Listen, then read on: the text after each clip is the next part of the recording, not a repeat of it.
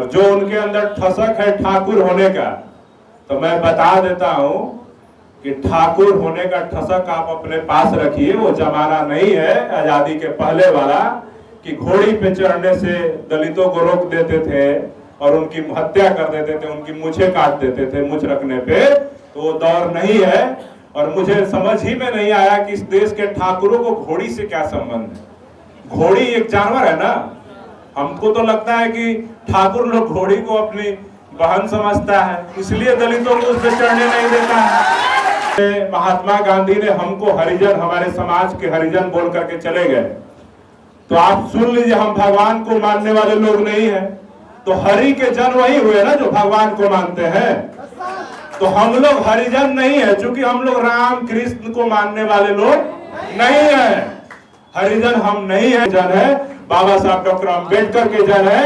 और हम लोग संविधान को मानने वाले लोग हैं।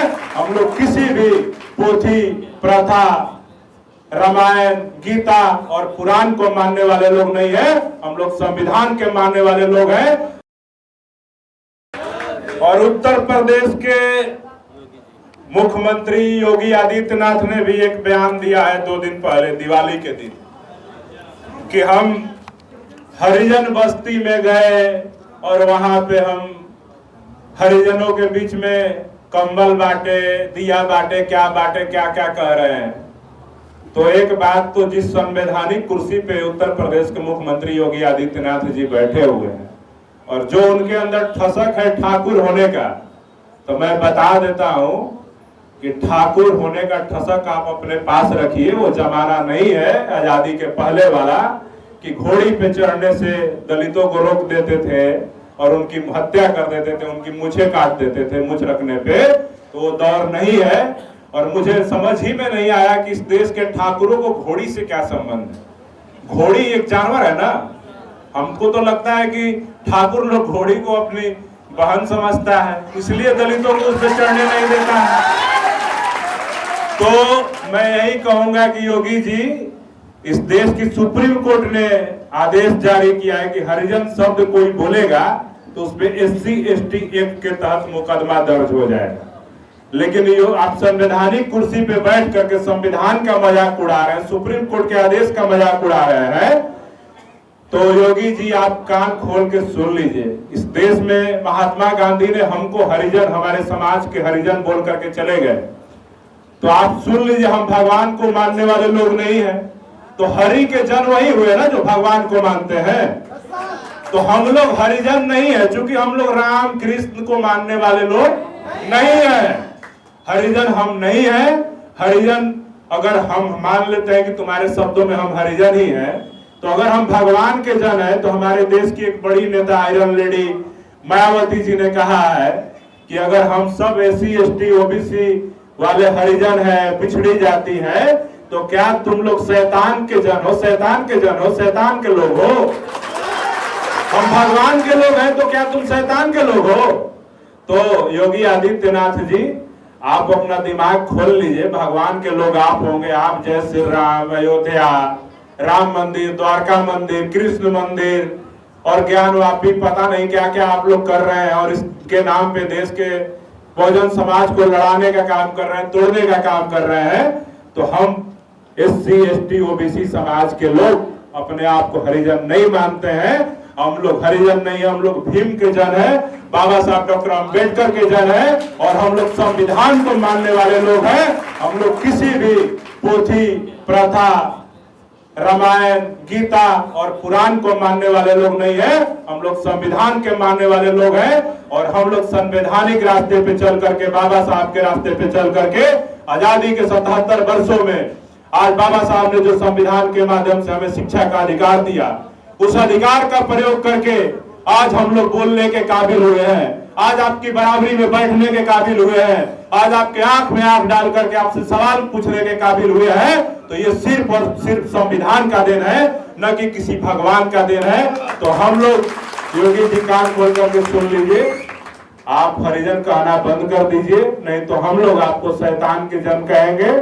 आपको शैतान के जन कहने में अगर अच्छा लग रहा होगा तो ठीक है, हम लोग भी हरिजन कहना पसंद कर लेंगे।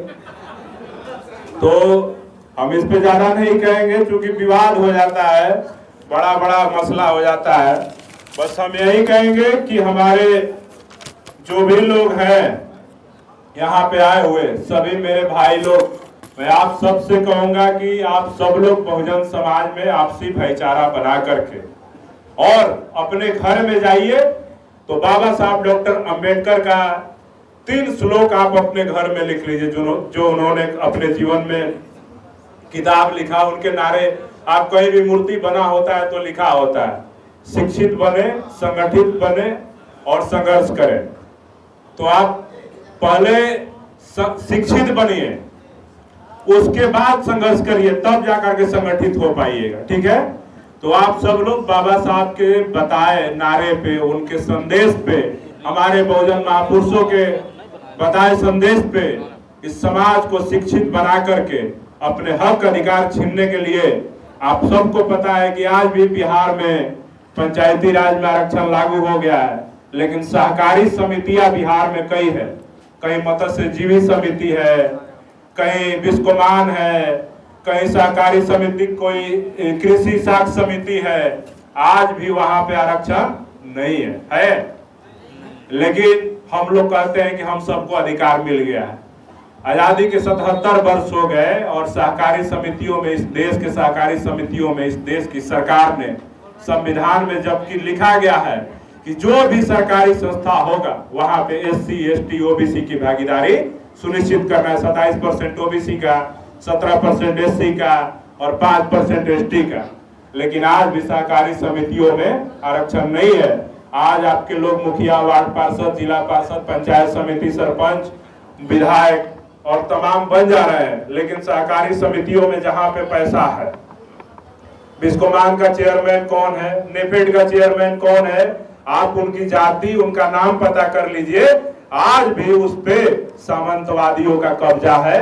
और आज भी आप देखिएगा बिहार का बिस्कोमान का चेयरमैन कौन है, तो कोई सिंह जी है, कोई सहकारी समिति का, कोई मत्स्यजीवी समिति का चेयरमैन कौन है, तो कोई पांडे जी है, कोई मिश्रा जी है, कोई चौबे जी है, कोई श्रीवास्तव जी है। तो हम नीतीश कुमार जी से भी पूछना चाहते हैं कि पिछड़ों की बड़ी बात करते हैं आप कब सहकारी समितियों में हमारे SC, ST और OBC की भागीदारी सुनिश्चित करिएगा, ये भी आपको जवाब देना होगा। नहीं तो आने वाले समय में भीम आर्मी भारत एकता मिशन के माध्यम से मैं आज एक और घोषणा करना चाहता हूं।